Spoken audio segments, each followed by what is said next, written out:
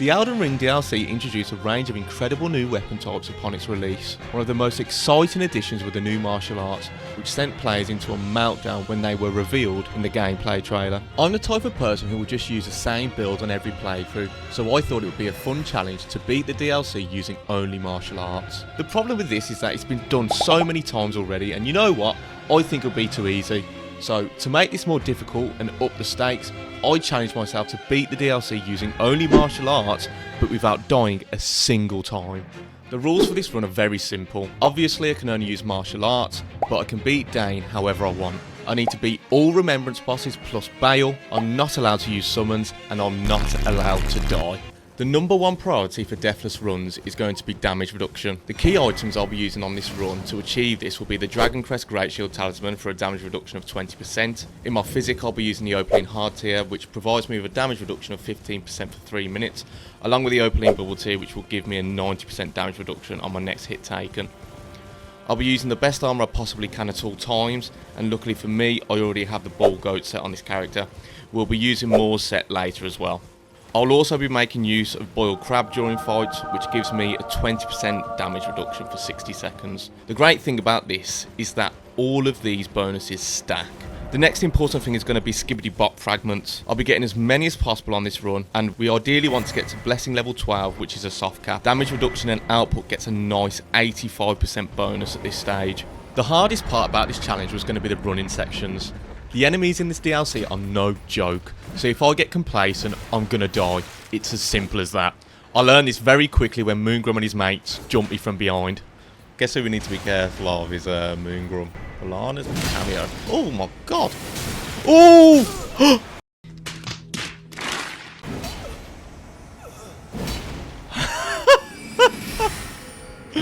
Oh, what a start.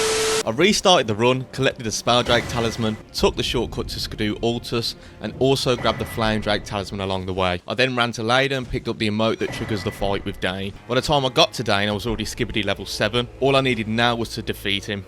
Now let me tell you a secret about NPC fights.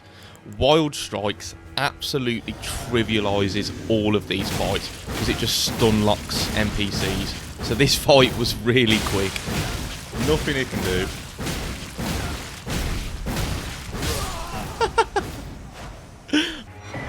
Dryleaf Arts, let's go. I quickly fully upgraded these hands and infused them with bleed. I also picked up the Shattered Stone Talisman, which increases the damage of my kicks by 10%, and then made my way to my first boss, the Golden Hippo. Thank you. It goes without saying that this challenge run took multiple attempts, so I'll show on screen what run attempt the footage you're seeing is from. Fighting the Hippo, I very quickly realised that a jump in R2 followed by an R1 ensures that all of your attacks are kicks.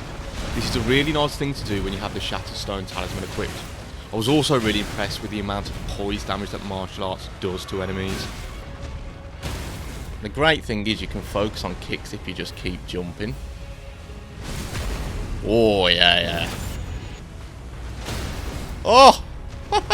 It does good poise damage, man. My main worry about the Golden Hippo fight was the second phase. This weird spinny porcupine attack can do a huge amount of damage if it catches you at the wrong angle. Luckily for me, the Hippo wasn't a problem on any of my attempts. Yeah, not a great start for me, but we're alive and that's all that counts, man. Next up was Bayle. Along the way, I told Moore to give up on life so that I can use his armour later on. After making my way past some annoying enemies, it was time to face the Lion. For this, I'll be adding in the Spelldrake Talisman to deal with the Frost phase more easily, and I would also be using the Shattered Stone Talisman and the Rotten Wingsword Insignia for a nice damage bonus. Since I'm already Skibbity level 10, by the time I get to this fight, I'm not really worried. I don't know the Lion's moveset well at all really, but as long as we don't get grabbed, we should be sweet. The Lion is incredibly weak to bleed, so I made very quick work the first phase. Oh yeah. The second phase is where I'm most likely to die here. The Lion's lightning attack very easily knocks you over, leaving you incredibly vulnerable. With the Lion's frost phase, if you don't keep an eye on your frostbite meter, you can take lots of damage in a very short space of time. Given this is an early game boss, the Lion wasn't really an issue for me. It gave me no issues across all of my attempts. There you go, dead. Yeah, not a problem. Maintaining momentum, I went straight to Rellana, equipping a Spell Drake and Flame Drake talismans ready for a second phase. And I also stuck with the Rotten Wingsword insignia here. This is one of my favourite fights in the game, but I was also much more afraid of this fight. A lapse in concentration can lead to me easily getting overwhelmed. With this fight, I was actually incredibly surprised how quickly I managed to get through the first phase with this build. Again, my main worry here was phase 2. Bro, I've just rinsed through half a health bar. What's going on? That was really bad. This part of the fight is much more intense. On top of this, there's added magic and fire damage involved, so poor dodging during a long chain means death. Wait, she's getting battered? What?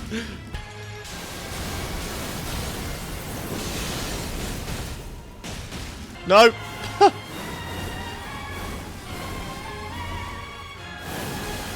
Come here! Again, my skibidi level is quite high for the starting area, so Rellana also wasn't a problem on any of my attempts. Oh no. I got a bit greedy at the end there, but we're good. Woo! Nice! 2 done! Now that the first 2 bosses were done, it was time to decide on what order I wanted to beat the bosses in.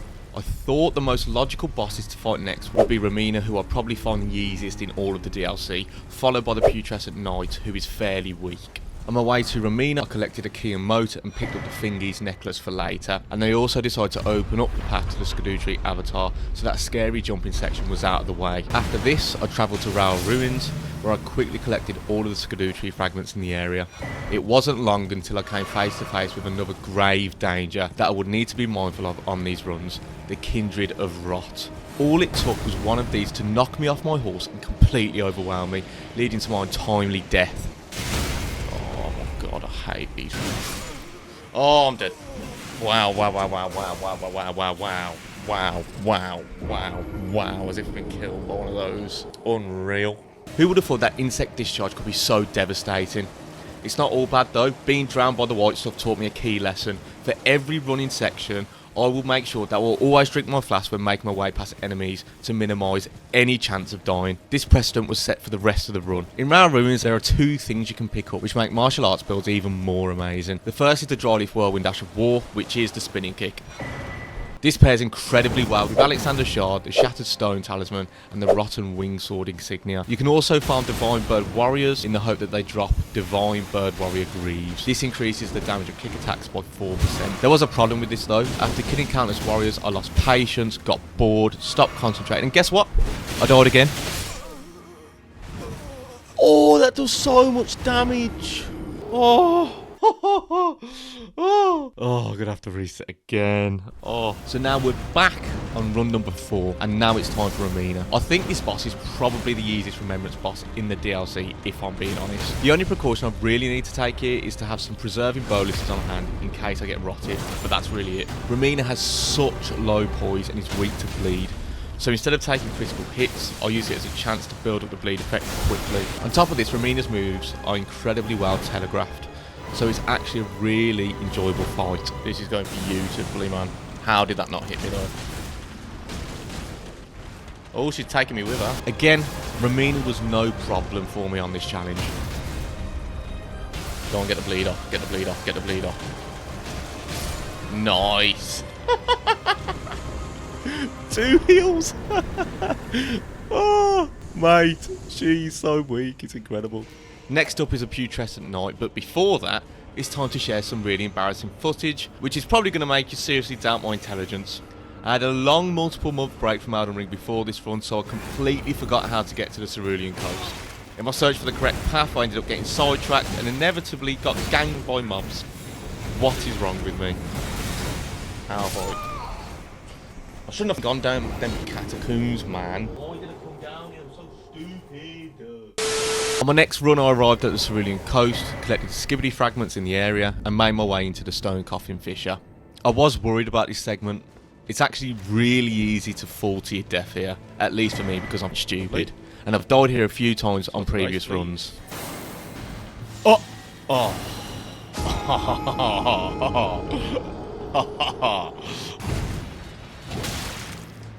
I'm such a moron. For God's sake. The main precaution I needed to take is making sure nobody can attack me and knock me off balance when I'm trying to jump. So I took more care in clearing the area of any attackers first. My main worry was this one Leonon misbegotten spirit thing, so I had to make sure I cleared out the skeletons and lured him away before attempting any jumps. Well, we got past that part. That was the bit I was most worried about, to be honest. It's time for our next remembrance boss. This guy's immune to every status apart from rot, but you can't use grease on Dryleaf Arts, so that option was out. He's weak to holy, but this character is locked out getting that whetstone blade. My best option was to add a heavy infusion, as my character's strength level is already quite high. The rest is all down to me holding my nerve and performing well. Immediately I was surprised with how much damage I was actually doing. My major concern with the Putrescent Knight is that second phase. He builds up frostbite incredibly quickly if you're not paying attention. To make this a little bit better, I equipped the Spelldrake talisman to offset some of the magic frost damage. The main killers of this fight are poor stamina management, greed, and healing at the completely wrong moment. I had to be ready to jump in the second phase at all times. Nice.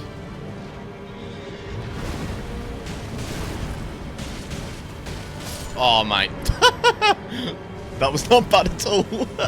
My next two bosses were going to be the Scadutree Avatar and Gaius. Before heading to the flower, I thought it best to get the golden hair strand so I had more defense against the triple explosion. So this meant doing the parkour section on the way to Gaius. Parkour on these runs is stressful, but this wasn't too bad. I took this as an opportunity to have some fun with Dryleaf Arts against the tree Sentinels, with the added bonus of getting a good amount of runes and some Marika's blessings. I then grabbed the hair strand and ring the Fingies bell, which is probably the most infuriating part of this run. These guys are so irritating. Well, honestly. My god, man. Oh god, it's just so obnoxious. It's actually so obnoxious. Ah! It's just so dumb. Oh my god. It's just so annoying. After finally being able to ring the bell, it was time for the Scadutree Avatar. To everyone's surprise, the Sunflower is weak to fire. Who would have thought? With this in mind, I infused my Dryleaf Arts with fire, which combined with Millicent's Talisman and the Shattered Stone Talisman, yielded incredible results straight off the bat. How much damage does that do? Oh my god! Oh my god! Oh my god, that does so much damage! I'll take the physic now then. Look at the amount of damage that does! Oh, that is diabolical! Holy... That's ridiculous. Oh my god. The main threat in this fight is the third phase and its triple explosion. If I balls this up, it has the potential to end the entire run. My tactic was going to be this. I need to end the third phase as soon as possible, and the cooldown after the explosion would be my chance to do it. Using Dryleaf Whirlwind along with two of Alexander's Shard, Millicent's Talisman or the Shattered Stone Talisman would be key for maximising damage. One of these had to be swapped out with the golden hair strand just in case I mess up my dodges during the explosions. Nice. My results here were ridiculous to say the least. Oh my god. Oh my god, look at all that damage, man. Look at all this damage! He may not get the chance to do a triple explosion. He's going to do it if I can get to him fast enough.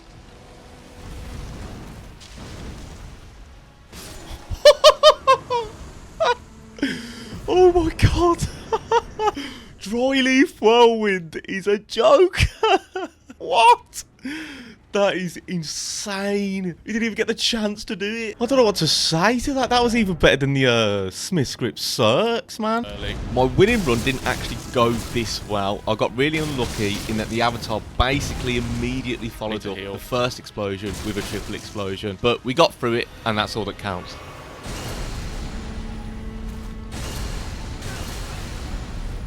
I survived the triple. There we go. Oh. So he actually had the chance to do the triple there. but we still survived, so it's alright. Straight after this was Commander Gaius. The only difference here was going to be the infusion that we're using. I don't find Commander Gaius too bad of a fight personally, so I didn't think this would be as much as an issue as the Avatar. I did, however, get off to a horrendous start, walking in with the completely wrong armour and forgetting to buff up in the confusion of switching armour pieces over. Whoa, that did so much damage. Was he doing so much damage to me? What's going on? I then got spammed with charges, which, as you all know, is incredibly fun. I was like, what the hell is he doing that much damage to me? I mean, I'd like to stand up. That's alright. Why are you spamming that move? Stop it. He's just spamming it. Do you want to stop? Oh my god. Most players hate this boss because of its charging hitbox. My best piece of advice to circumvent this is to hug Gaius. This is the way I fight him every time, and I've noticed that he only ever really starts charging when I allow too much distance between us. He was about to phase transition then. We cancel him out of it. Oh no. The bleed infusion is incredibly effective against this boss, and the ball staggers relatively easily, giving a bigger chance to get in even more damage and bleed build up. The second phase is a bit more dangerous than the first phase, but it's honestly much more of the same. An additional tactic I added in during later runs was the use of the Spelldrake Talisman to offset some of that additional magic gravity damage he does in this phase. Lots of wombo combos this time around.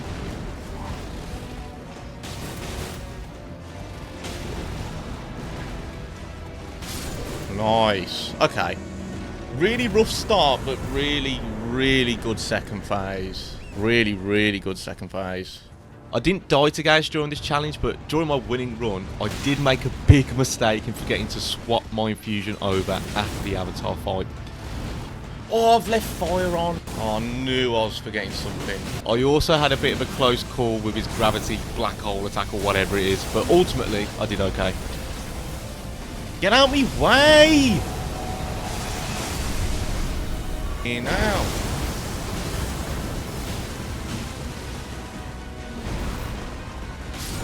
Bloody hell. After this, I helped Leda kill Hornsense so that the Gank Fight later would be a 2v1, making it much, much easier. After this, it was time to make my way to the Abyssal Woods, but first I'd need to get through the catacombs. My main worry here is getting complacent around Mr. Big Mouth. Ooh! That was close. The first thing standing in my way between the catacombs and Midra was Jori. The only real precaution I'd be taking for this fight was to have holy negation items equipped. The rest was down to me again. Oh, wait. No. I did block him out of teleporting though, which is always good. Okay, that's fine.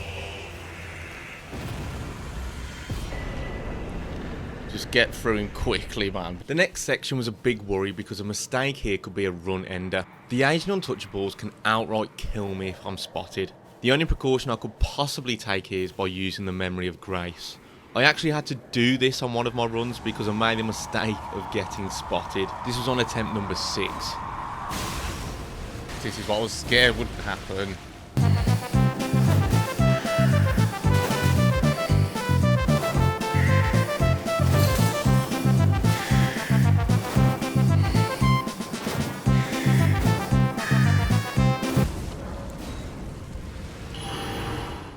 Oh my god, it worked.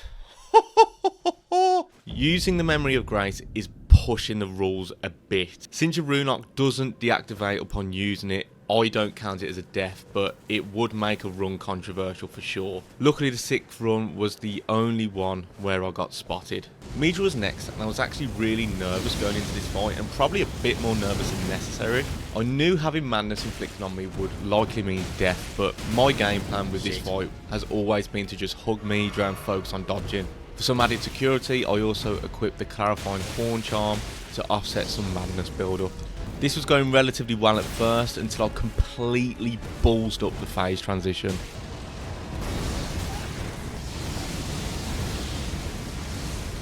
Didn't run away properly. That was really sketchy. I completely lost all composure, did some of the worst dodging you've ever seen in your life, and died. Oh my god! It's just in time anyway, I need to go. I gave him way too much respect, man. That's not enough to stop me, though. On my next run, I took an extra precaution and threw the Flame Drake Tasman with my Clarifying Horn Charm. I was a lot more confident this time, and the fight went much more smoothly. And I absolutely blasted through the first phase. Not bad. That was stupid. Nice.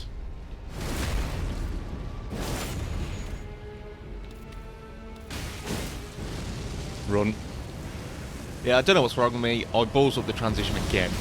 Oh, really misjudged that. It's alright though. The difference this time though is I didn't let it throw me off.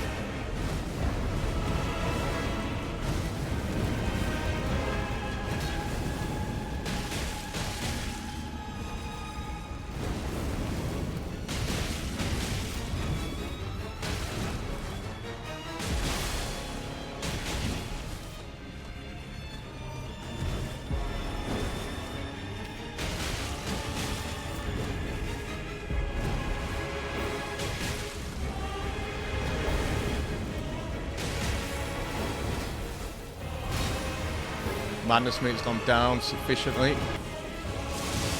That was weird. Doesn't usually do that close range. Nice.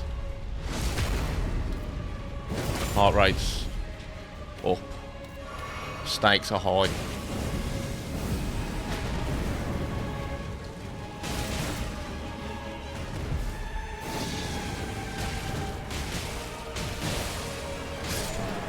Woo! Yes! Next was Metyr. All I had to do was ring the second Tri-Finger Butthole Bell and blast through Anna the Invader.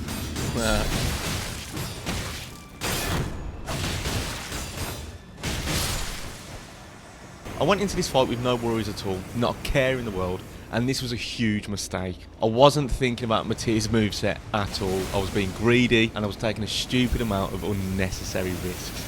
On top of that, I really don't like this boss at all, so I was just in a rush to get it over with. This was a huge rookie error, and in the second phase, I got absolutely battered. And as well as this, I made some, quite frankly, just stupid mistakes.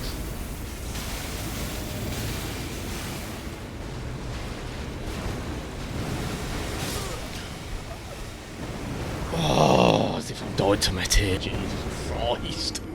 Right, we're going to continue this run. As if I've died to Metyr. Yep, I couldn't believe it. I died to Metyr. What hurts even more is, after this, I'll beat Metyr straight away, continue this run until the end, and guess what? Bayle, I didn't die. Mesmer, I didn't die. Later, I didn't die. And Radahn, I didn't die. As if I've done it one death to Metyr of all people. That's a joke. At least we know we can do it. We can do it, man. We're dying to Metyr as the only death on the run. Come on now. Anyway, this confirmed to me that I was capable of completing this run, so I had to continue until I did. Well, I say continue. The game had other plans. You really want me, don't you? Ow.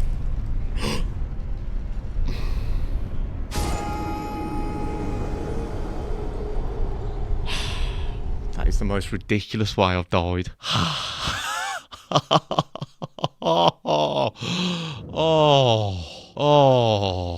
Oh, that one's hard to take. That's what she said. Well, shit. If you thought that was bad, well, let's just say my relationship with gravity is a little strained.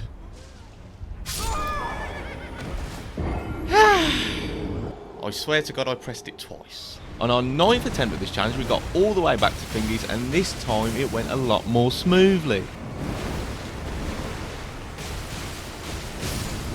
Nice. We're now the furthest we've been deathless. We're nearing the end of the run, so at this point I can feel the adrenaline slowly releasing. My heart rate at rest, by the way, is about 54, but from this point onwards, I think it rarely dropped below 100. Next was Bayle. After blasting through the Ancient Dragon Man twice and collecting the Scadutree fragments in this region, I was ready. My tactic going into this fight was to prioritise damage negation and flasks, so I equipped the Flame Drake, Bolt Drake and Crimson Seed talismans. You'll be able to tell this already from my heart rate on screen, but I was really starting to feel the pressure as we approach the end game. Heart is starting to beat, man.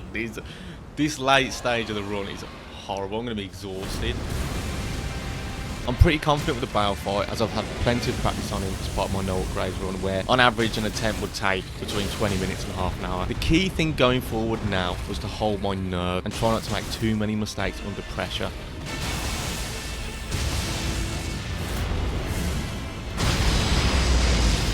Nicely dodged. Bit of lag. Off with that move, man. So stupid. It's the worst move he's got. It's so annoying.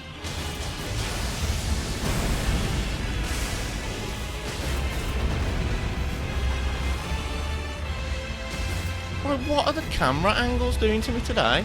Absolute dog shit camera angles. The biggest danger in phase 2 is his strafing fire breath attack. There are 3 windows where I need to dodge, and missing all 3 will likely mean certain death.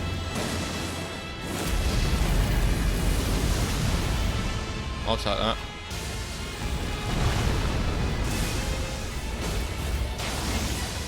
Yep.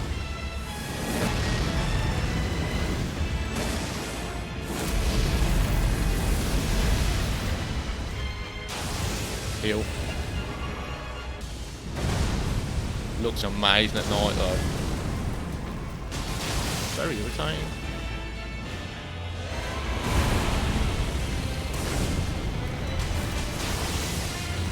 Oh, here he goes again.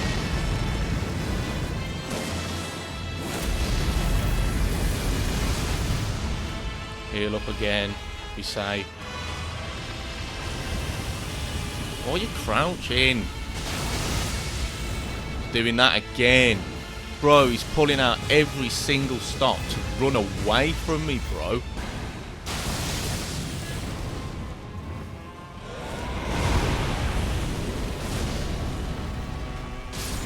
Finally.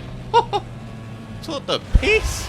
Maintaining momentum, I went straight to Messmer. This is my favourite fight in the game, so I was really looking forward to it. I'll be keeping the Flame Drake Talisman and Crimson Seed Talismans on, and throwing back in the Rotten Wingsword insignia for this fight. Since I'm Skibbity level 18 at this point, this fight should be too difficult. Messmer is probably more manageable than Bayle. It's just a case again of holding my nerve. Bit of a bad start.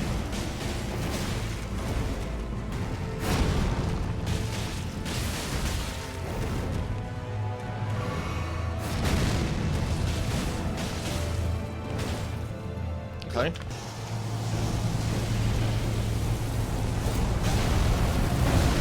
That was terrible. That was a terrible start.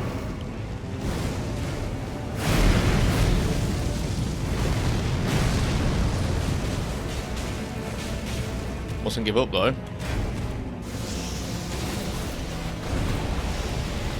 That's fine.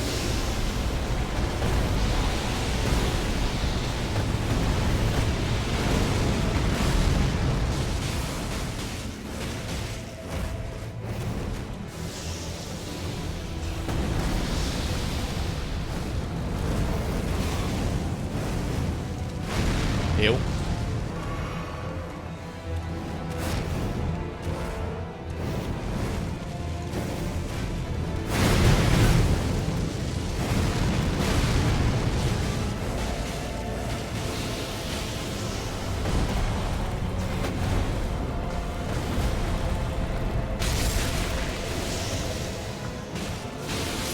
Nice. Oh, lovely stuff. This is the furthest we have been. By far. We are on the precipice It was time to head through Anirilin. The shamans in the running section here are a big problem and can do a lot of holy damage very quickly. So I equipped Moore's set and the golden hair strand from this point onwards as a precaution. This will also be handy for the next 2 boss fights. You can spawn this shit in front of me. It's so dumb. Look at that. How is that fair? By the time I got to Leda, I was Skibbity level 19. And I made the decision here not to get the final fragment. This was locked behind a jumping section with a big jump at the end. I've never actually failed this jumping section, but considering how nervous I was at the end here, I decided it was just too risky. If I failed to my death trying to get 1 fragment, which won't actually give me that much of a bonus anyway, I'd be devastated.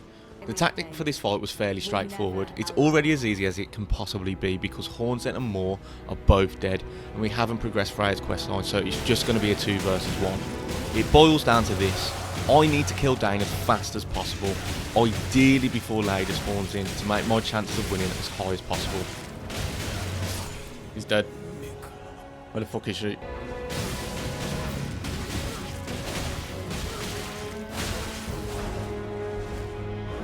I can do that as well.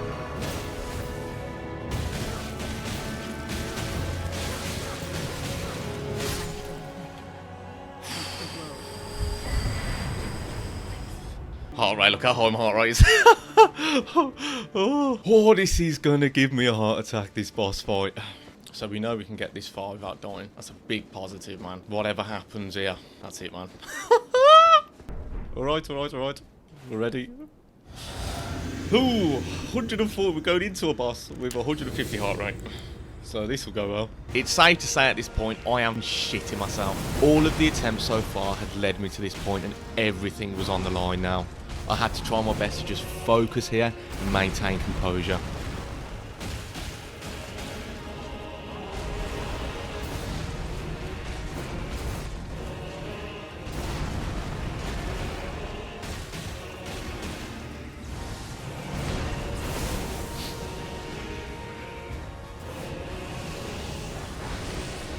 Go on, do it. Do it. There we go.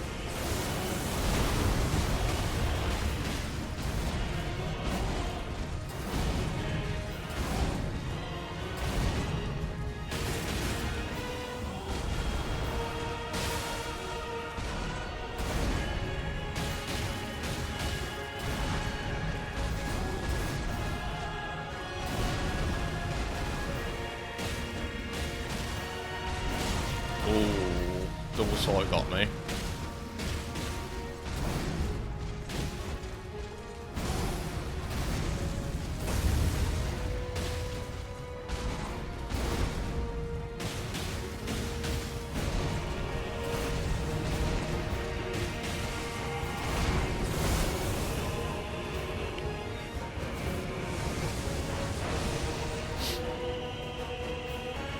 Did you grab T? Did you grab T? Thank you.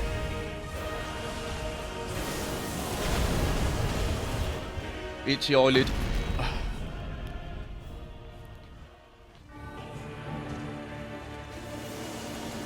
Camera went weird for a second. Whew.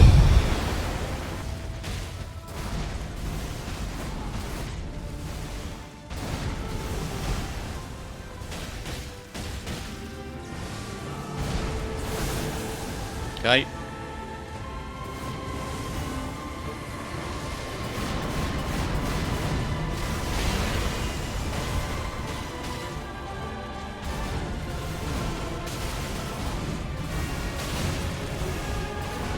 Nice.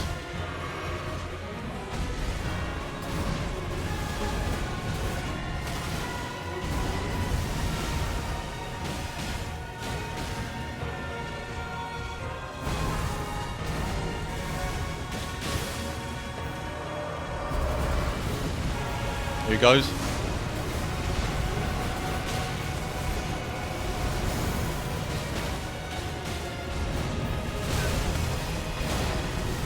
Heal. That was close.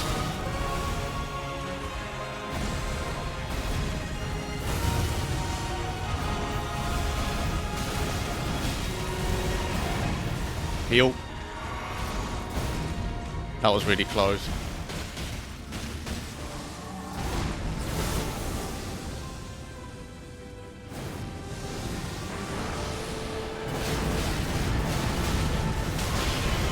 So many close calls.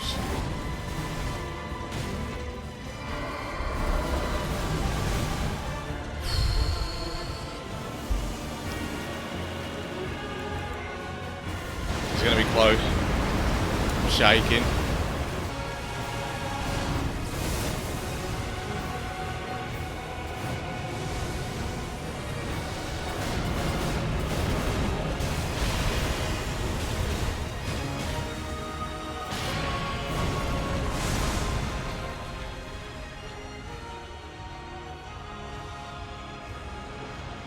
This might hit me.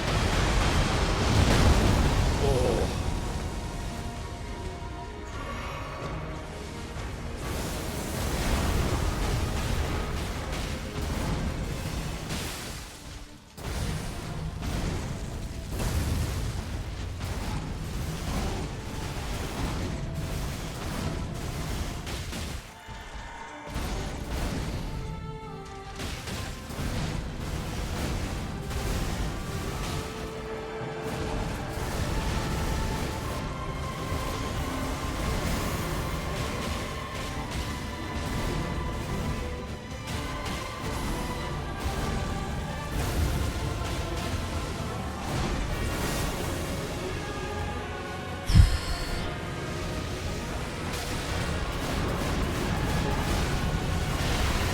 It's alright.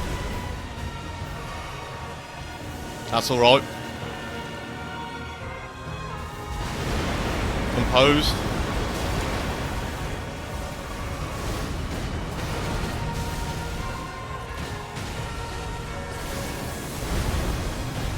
Yes! Yes! Yes! Yes! Oh my god! I just beat the DLC without dying! 184 heart rate.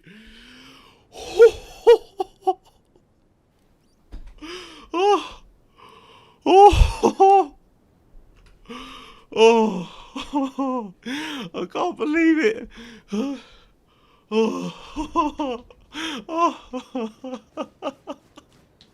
I've hurt my hands from clapping too hard. Oh my god. Oh my god, that was so close. There were so many sketchy moments. Didn't even bother getting to Scadutree level 20. I'm out of breath. Wow. Elden Ring DLC, martial arts only, deathless. Oh, mate. Wow. If you stuck around until the end, thank you so much for watching this video. I really enjoyed this run and I'll be doing plenty more in the future, so be sure to subscribe to the channel for more videos like these, as well as my Twitch channel where you can watch me do these runs live. Thanks for watching and I'll catch you later. I'm very glad I didn't attempt that parkour to get to Scadutree 20. Imagine if I'd have failed that and died.